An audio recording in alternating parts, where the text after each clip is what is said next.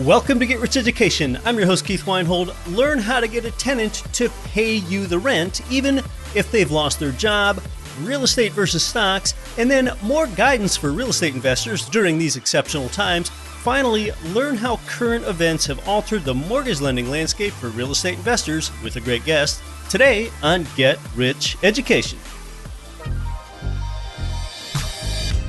Finally, with Total Control Financial, get checkbook control of your existing 401k and IRA funds to invest in real estate. Yes, you can move your retirement money into your own checking account, but you must avoid the little-known tax that you'll get hammered with in a self-directed IRA. Instead, start your QRP.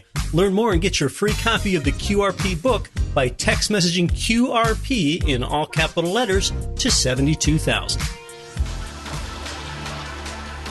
You're listening to the show that has created more financial freedom than nearly any show in the world. This is Get Rich Education.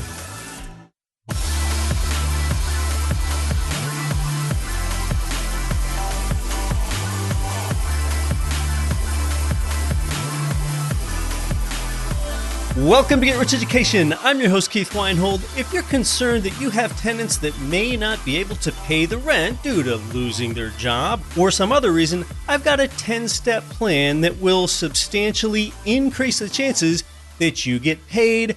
So go ahead and try these 10 steps in this order. Number one is that depending on whether you use a professional property manager or not, start with the mindset of proactivity rather than passivity. In this case, this is going to make you feel better because you'll know you've done what you could. The second step is to commit. Have a written plan, because making decisions on the fly usually results in bad decisions being made. So step 3 is empathy. Reach out to the tenant and just see how it's going without even bringing up the hint of a potential problem. If the tenant has indeed lost their job and their income, show some compassion. Nobody could have seen this coming. Find out if they plan to pay the full rent amount on time.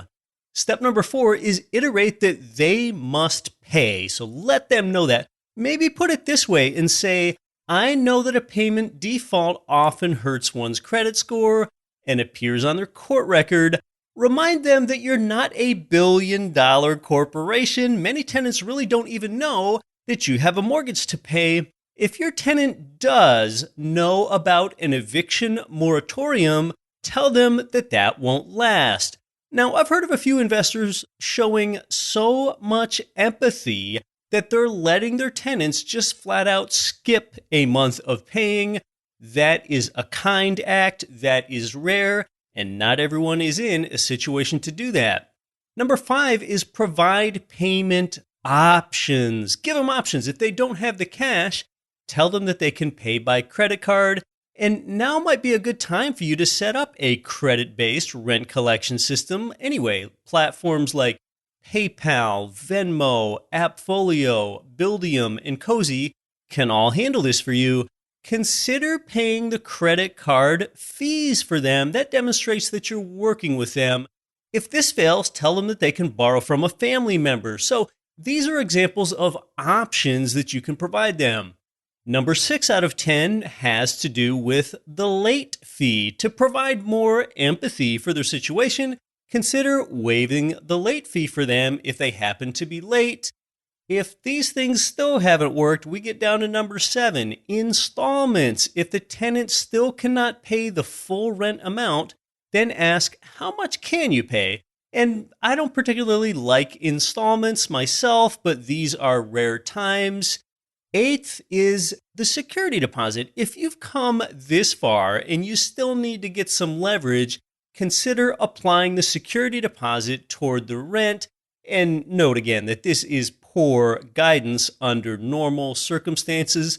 The 9th step is assistance. Tell your tenant to stay up to date with government programs that are offering financial aid. They can Google things like rental assistance program or unemployment or free government $1,200 check and so on. And then the 10th and the final step is to document this, track what you've agreed to, and make it a temporary addendum to the rental agreement. Because if you don't do that, then it just kind of sets an anything goes climate between you and your residents. So these 10 steps can increase the chances of timely rent payments until the pandemic blows over.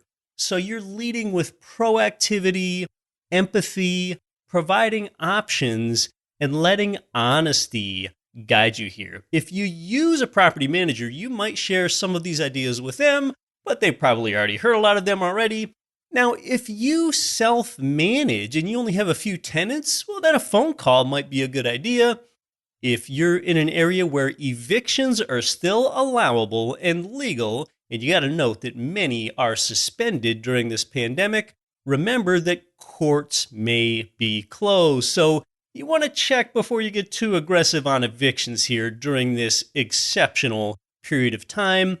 If you yourself have difficulty paying your mortgages, you can tell your lender that you need loan forbearance. Banks understand that a lot of people are experiencing this need right now. We're going to talk about this more and just what this means with our guest later.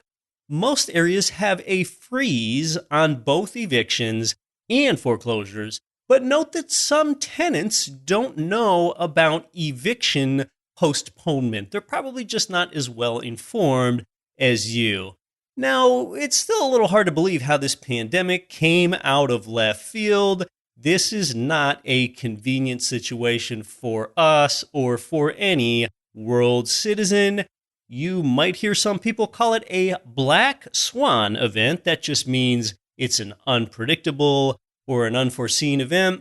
There's a little good news in all this. Springtime is a popular season for tenants to move out in general, and this spring might be different. Property management companies tell me that more residents are signing lease renewals than those that are giving notices to vacate. Residents want to feel a sense of security at this time, but they need to pay the rent. This past week, I've talked to more real estate, companies and parties than perhaps any week of my life in order to get updated on what they see. I've been talking to property providers and agents and property managers and mortgage loan officers and fellow investors too. Talking with one property management company with 500 units in their portfolio, they have guessed that 20% of residents won't pay the next month's rent on time. And there's usually just 5 to 10% under normal circumstances. Investors that have a high proportion of tenants with a government subsidy like Section 8 housing could be in a better position right now. But you, as an investor, you do have some time to react here, like helping ensure that your tenants can pay the rent because real estate is a slow-moving vehicle. Look at the shock market, also known as the stock market. Investors had no time to react, and they lost 10 or 20 or 30% of their capital value so fast. And many of those shock market investors, they only have one way to win. They're hoping for growth in capital value. And when your only way to profit is to buy low and sell high, and then this happens, you're really hurting. And actually, what's happened in the stock market recently, it brilliantly demonstrates that deleterious effect of volatility to your portfolio. If your stock is worth $100 and it goes down 10%, you're down to $90. The next day, if it goes up 10%, now your 90 only goes up to $99. So even though it went down 10% one day and up 10% the next, most people think they broke even. Well, you know that your $100 got whittled down to $99. That's just math, and that kind of stuff has been happening a lot lately. Not only is real estate more stable, but real estate is more in your control, and stocks are more out of your control. But one thing you've got to keep in mind for both types of investor is that a pandemic like this is often outside of your understanding, no matter what you invest in. It's a threat that you can't quite see, And I think that's one reason that some people have defied stay-at-home orders or suggestions. Many times when they go out in public, their actions risk other people's lives. Well, when drunk drivers drive, their actions risk others' lives, and they get cited for that. They get fined or jailed. The fact that the threat here is invisible and intangible, I think that's what makes some people underestimate it. Look, if the threat were highly visible, like a 100-meter tall Godzilla that was stomping around and crushing buildings and swatting helicopters out of the air and breathing fire that burnt people's heads off, that's a visible threat, and that would make people stay at home. COVID-19 may be as great of a threat, but it's just a threat that you can't see. It can cause permanent lung damage in people that aren't even all that old. So don't let the fact that something is invisible make you put other people at risk. And I'm sorry that Godzilla example got a little graphic there. So getting back to some real estate solutions, you've got all these vacant hotels and Airbnbs now because no one is traveling. I think that it makes sense to take some of these vacant hotels and convert them into hospitals. And then Airbnbs, they could be filled with people that prefer to self-quarantine. Now, what do I mean? Well, I'm a perfect example of possibly wanting to self-quarantine. Like I mentioned before, my wife is a medical worker, and I'm afraid she's going to come home with the virus. So I actually think about self-isolating and renting out one of these many Airbnb units that are vacant right now. So there's a real estate repurposing taking place right now with some certain types. Cruise ships and convention centers are increasingly being used as makeshift hospitals. Now, when it comes to residential investment property, some people have asked me what I think they should do if they're in contract now, like they made an offer on a property in the last few weeks and it hasn't closed yet. I'd ask yourself where the current tenant's income comes from and where future tenants' income would likely come from. For example, you wouldn't seek a place with a tenant that's highly likely to work at a restaurant or a small retailer because a lot of those businesses operate on smaller margins and they could be out of business after this crisis. But think about the business sectors that are hiring lots of people right now. It's those large retailers that are hiring. Amazon, Walmart, Instacart, many grocery chains and manufacturers and the medical industry. That is resilient stuff. So buying today places even more emphasis than before on where that tenant income originates. This is a risk that can be managed. Generally speaking, this is a most unique crisis in our lifetimes. Consider that it's a hit to both health and wealth at the same time. It's also a hit to both supply and demand at the same time. That's different from the global financial crisis. In fact, we might very well call this time the Great Shutdown, and we all hope that it's short-lived. How has this changed the lending landscape for residential rental properties? That's next with a great guest. I'm Keith Weinhold. You're listening to Get Rich Education. Property investors can get killed with maintenance costs. That's less likely when you buy brand new construction. Let me tell you about JWB Real Estate Capital in bustling Jacksonville, Florida. They pioneered the build-to-rent model where you can invest in new construction, turnkey rental property. That's why JWB was featured on the front page of the Wall Street Journal. To learn more and see inventory, start now at newconstructionturnkey.com.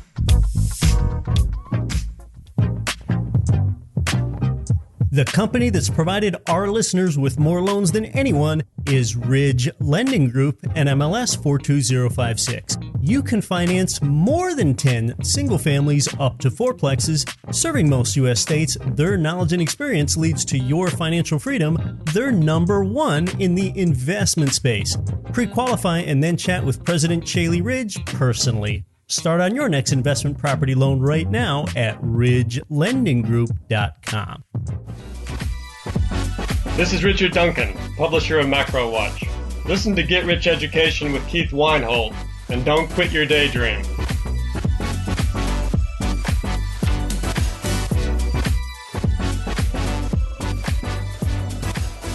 Your favorite slack-jawed act is back on track here. I'm your host, Keith Weinhold. I sure hope you enjoyed partying in your living room last weekend with your family or by yourself.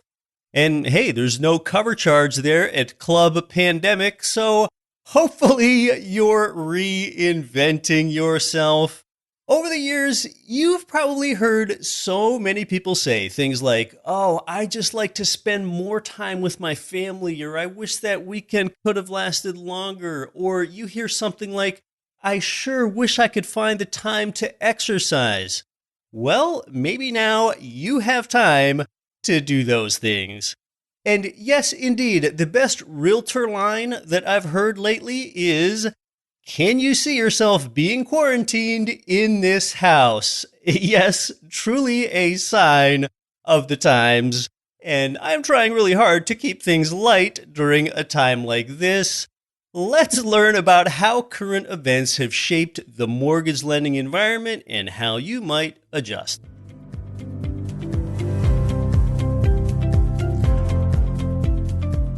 As the president of Ridge Lending Group, this week's guest has spent the last 20 years as a nationwide lender and loan officer. In fact, the company she leads, Ridge Lending Group, has helped more people realize their financial freedom through real estate than any other mortgage lender in America. And she's probably done more loans for you, the Get Rich Education listener, than any lender anywhere in the world. In fact, it's where I do my loans. The mortgage that I originated on the last few investment property loans that I took out myself was with them. It's great to have back Ridge Lending Group President Shaylee Rich.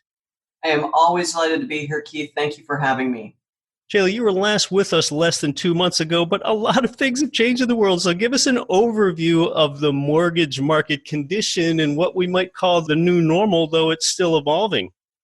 Yes, absolutely. I think that I, for one, could never have predicted that we would be having some of these conversations today. Much has changed, lots of updates to share.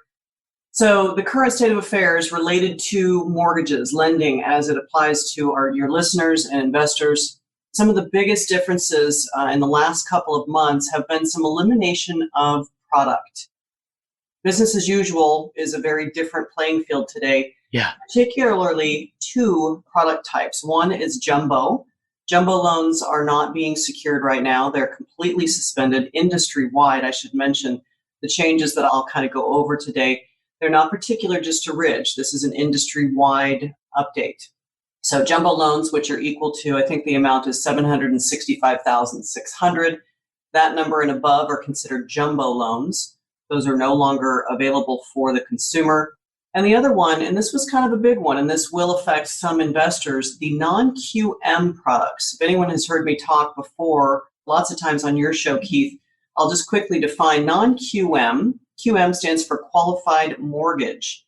Fannie Mae, Freddie Mac loans, conventional loans, are defined as qualified mortgages. So really everything outside of that particular box or underwriting box of guidelines is now non-QM. So this will be for investors that maybe can't fit into the Fannie Freddie box. Maybe you have exhausted your 10 golden tickets, as we call them, those Fannie Freddie loans, and you want to keep buying residential real estate and secure 30-year fixed. You would apply in the non-QM space. For those different product types, non-QM is also gone, eradicated, done. There are no fundings anywhere in the country for non-QM loan products. I am unclear as of the moment whether this is a temporary thing or a permanent thing. Those details have not yet been shared with me. So those are the two biggest things that we've seen happen over the last several weeks. Right. So that's the evaporation of jumbo loans and non-QM loans. We're talking about 1 to 4 unit investment properties. Now that space where if you wanted to get more than 10 of those properties single or more than 20 married, that market has gone away. Correct. Tell us about some of the other major changes and perhaps the why behind those. A lot of the bigger changes started with lack of liquidity and then really capacity. Let me share an example about the capacity part first. Annually, we will see in the mortgage industry, anywhere from $3 to $5 trillion worth of mortgage-backed securities being underwritten and funded. In the span of just under 30 days, when everybody saw the interest rates fall through the floor, the amount of applications that came flooding into the mortgage industry totaled just under $1.3 trillion.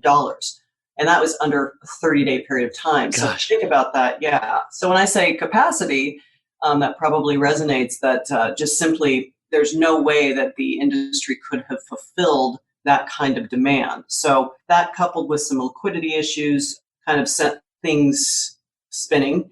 And then the progression, coronavirus fears have continued and secondary markets and stock markets have all led to further change that has created a lot of what we're finding in interest rates today. Credit requirements, underwriting guidelines are starting to get a little bit stricter, and it will continue. I mean, everybody's hearing the sound bites out there and some of the news. Unemployment is going to be a significant part of this discussion and conversation in the defaults that it's going to create. It feels kind of like a Rubik's Cube, if that's a good analogy. You know, every time we turn it this way, we think we've got a solution here, something else comes up over there. But I think that there's a lot of smart people out there that are making the decisions that need to be made to kind of ease a little bit. I think that the foreseeable future, we've got some challenges, but big picture stuff, and big picture, let's call it a month or 2 months, which is going to feel like an eternity to some of us. But yeah, I do see this starting to level out. Before we talk more about interest rates, are there any substantial changes in the form of some of those more traditional criteria that are necessary for qualifying for a loan, like credit score, debt to income ratio, or any specifics with employment verification standards with all this unemployment now? Nothing officially has been written. It's really going to be more on an individual lending basis. It has not been delivered directly from the Fannie Freddie. But here's what I can tell you that seems to be sort of across the board. One thing in particular that I think you will find everywhere is the last minute VOE, which is verification of employment. With the high rate of unemployment that we're seeing and in the industries in particular that have been hit so hard with this, the restaurant, the entertainment, the airline, right, those industries, right. Last minute VOEs are being conducted. And I mean, right up until the minute they're hitting the button to send the wire out to make sure that the employment is still valid in there. So that's been happening. For those individuals that will or have been so greatly impacted in the industries that I just mentioned, it will probably be harder for them to secure financing. I believe that there's probably a lot of lenders that will not fund loans for individuals that are in one of those industries right now. Certain industries, yeah, that makes sense. And it does make sense from the lender and underwriter perspective, given today's climate, that they would check on a verification of employment right before funding the loan. Let's talk about interest rates. They bottomed out about 3 weeks ago. They're still extremely low, of course. And what some people don't understand is there are a few factors on interest rates. For starters, the federal funds rate is a smaller factor on what one's interest rate will be. The yield on the 10-year U.S. Treasury note is a greater factor on what long-term mortgage interest rates are going to be. But then there's often a third reason which could point to why rates are a bit higher than what some of those indicators point to. Tell us about that. So first of all, I would say that anything that we would normally use as our benchmark, a barometer to kind of predict or see where rates are going to go, just throw it away, throw it out the window. Anything that would have been valid 3-4+ weeks ago isn't really going to be relevant right now. Quickly, let me explain the difference between the Fed fund rate and as that is in relation to the long-term mortgage rate. A lot of people confuse those two things, thinking they're one and the same, which has been a little problematic. The Fed fund rate, for those that are not aware, is the interest rate that banks use to trade on daily. Okay, really is not connected to the 30-year fixed. Now, their interest rates, so they have some connection, but when one moves, the other doesn't automatically move, and it doesn't automatically mean that they go lower, right? Example, when the Feds reduced the Fed fund rate, long-term rates actually went up. The other thing that we're seeing is that with so much demand, in addition to a variety of other variables, it's important to comment, it's almost unlimited, the number of variables that play a role. The artificial inflation of interest rates right now is really necessary. We have to be able to move the pipelines that have been in, get them off balance sheets, get liquidity back and working before they can start reducing interest rates back down to where we expect them to go. Because if they were to drop through the floor again, we're going to find ourselves in the same position that we've been in the last 3 and 4 weeks. So it'll be a slower progression. And by slower, I think I mentioned a second ago, a month, maybe 2 months. I'm hopeful end of April is when we'll start to see some normalcy. But for interest rates, I would expect people to kind of look at them as artificially inflated. But let me be clear about that. People have short memories, I find. I'm guilty of this myself. Sure. 5% interest rate on a 30-year fixed mortgage or 5.5% on an investment property for 30 years is an incredibly low interest rate. So I caution people not to get too hung up on where we are today. Those are still very, very good rates. And the federal funds rate comes out as an announcement. The yield on the 10-year Treasury note, if you're going to follow that, you're probably going to have a favorites website where you go ahead and check on that. That bounces around substantially more than the federal funds rate does, where the federal funds rate typically stays at one level for months until it changes. Talk to us about forbearance, Chaley. I think a lot of investors know that there's a moratorium on evictions in a lot of markets, and there also might be one on forbearance, which basically means that your loan payments are postponed. Tell us about that. This is a rather new announcement from Fannie Freddie, the GSEs, government-sponsored entities, Ginnie Mae, that kind of thing. We're still waiting for some specific clarity, but as it is today, what we're being told is for landlords, particularly with tenants that are not able to make that rent payment on time, there will be some sort of forbearance for the landlord, assuming that the eviction process is not started. How this is going to affect credit, how it's going to be repaid, I believe right now what they're telling us is it'll simply be added to the end of the loan. They're not going to break it up into re-amortized payments over the remaining life of the loan. I do not believe that's going to be the case. If that happens, let's just say as an example, you're able to miss 2 mortgage payments as a result of the tenant not being able to make their rent payment. That amount will be added to the balance of your loan so that upon refinance or sale at any point, those amounts will be due. As it applies to the individual's credit, now this has been a big question and I do not have answers to this yet. We have calls into both Fannie and Freddie to get clarity, but I am unclear right now how it could impact the individual's need to get financing while that might be happening, right? If they're refinancing or purchasing something and they have not made a mortgage payment over here, given the forbearance allowance, I'm not exactly sure how that's going to impact their ability to qualify otherwise.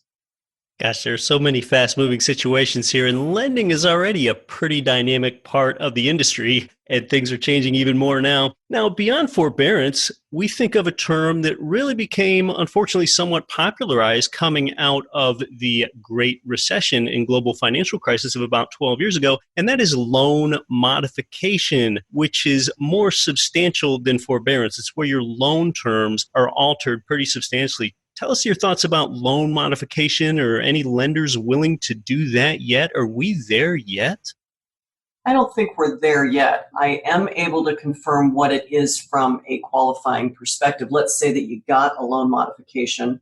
Right now, for qualifying, anyone that had a loan modification would be treated the same as a short sale, and the term or time in which would have to pass from that action would be 4 years before you could qualify for a new conventional loan. That's how the underwriting guidelines are written today.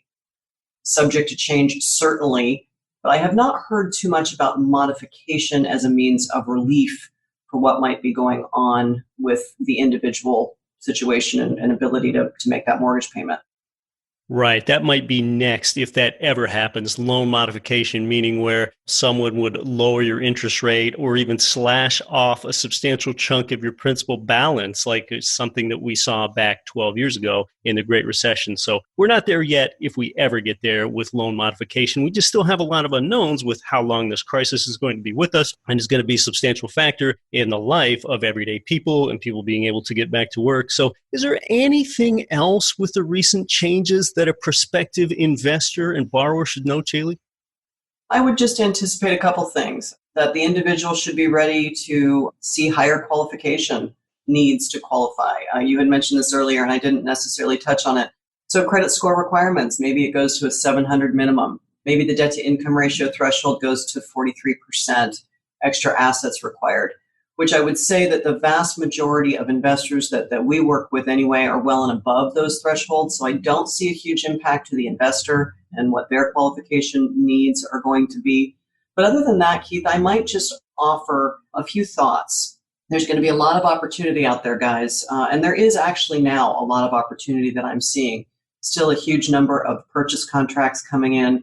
I'm seeing sometimes the buyers now are able to negotiate a little bit in certain areas of the country and the price points because the homeowners aren't out there doing as much purchasing for themselves, which in turn opens up the rental pool, right? Homeowners, if they're not purchasing, they got to find somewhere to live. So the rental pool is starting to become a little bit more robust, so that's a good thing. But beyond any of that, I would tell people that might be sitting on the fence, now is not the time to hesitate. Whatever you end up doing, get prepared. Get your pre-qualification financial ducks in a row, ideally with Ridge Lending Group, of course, but whomever you're banking with, go ahead and get everything ready. If you have any intention to purchase or refinance this year, get all of that work behind you so that you are ready to pull the trigger, to lock in an interest rate at a moment's notice if it becomes desirable or optimal. That's my biggest takeaway or piece of advice I'm giving my clients right now.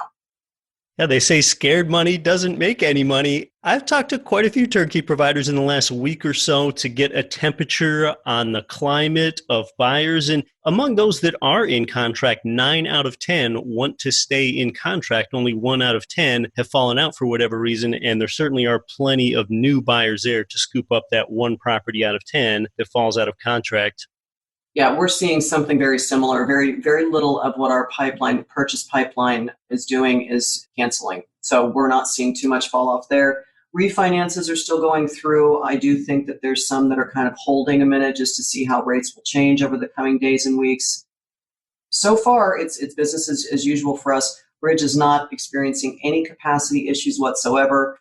There are delays, I will mention, in a few different sectors. One being the appraisal for different reasons. One, fear-based, right?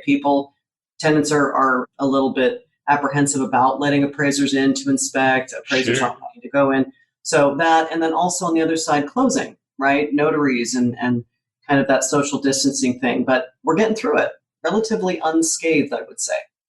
The masked appraiser. Yeah, don't know how that's going to work. So we've talked about the climate up to this point. What do you see happening next? What's your forecast for lending and housing?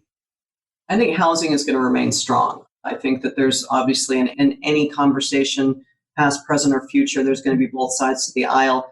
But I am very bullish about housing. I think lending also will see some changes, but I think that those are going to be, any of the negative impact is really going to be for the more marginally qualified borrower, right? The 620 or 640 credit scores, the down payment assistance programs, the ones that have more risk for default. I'm bullish in both ways. I think that lending is going to continue to be strong. I think we've got a lot of positivity there with interest rates. Just be prepared. And I think housing is also going to maintain its legs and continue to be strong for many, many years to come. Interest rates are fantastic right now, and your 30-year fixed amortizing loan is going to substantially outlive the pandemic. So that's the good news. It's great interest rates, but expect higher qualification standards. There could be delays, and please keep in mind that we have a moving target. Shaylee, the best thing for one to do is to get pre-qualified. Tell them the best way for them to do that. Reach out, guys. You can find us on the web at www.ridgelendinggroup.com. You can reach us via email, info@ridgelendinggroup.com, or you can call us toll-free at 855-747-4343. Again, 855-74-RIDGE is that easy way to remember. We look forward to receiving you. You would be hard-pressed to deal with any lender that has more experience originating income property loans than Ridge. Start there. Shaylee Ridge, it's been great having you back on the show. Thanks, Keith.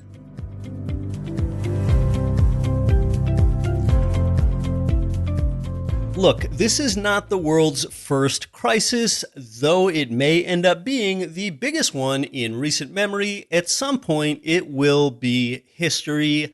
Your life will go on, the world will go on, commerce will continue, and people will need real estate to live, work, and play inside. As we've seen in this crisis, it's residential real estate that's become even more important to people. It's really become the center of people's lives more than ever. And if everyday residential real estate is in trouble, workforce housing, then essentially everything would be in trouble. I think the crisis will be with us for a while longer, but realize that at one point we thought HIV and AIDS was incurable and a death sentence, and then some wonderful scientists discovered antiviral drugs. So over and over again, history is replete with examples that human ingenuity does find a way. There will be a turning point, and when people see things improving, stocks will start to rise, and people's confidence in real estate will rise too. You can't make any money from the property that you don't own, so if you're looking for recession-resilient real estate, get pre-qualified. Get started by finding investment property at greturnkey.com. Remember, for a while longer, we can all ultimately come together by temporarily staying apart. I'm your host, Keith Weinhold. Don't quit your daydream.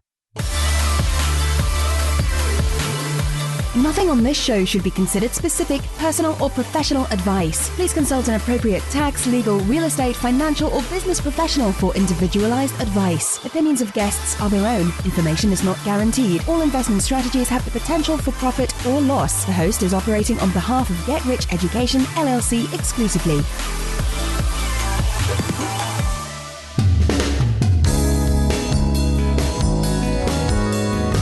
The preceding program was brought to you by your home for wealth building, GetRichEducation.com.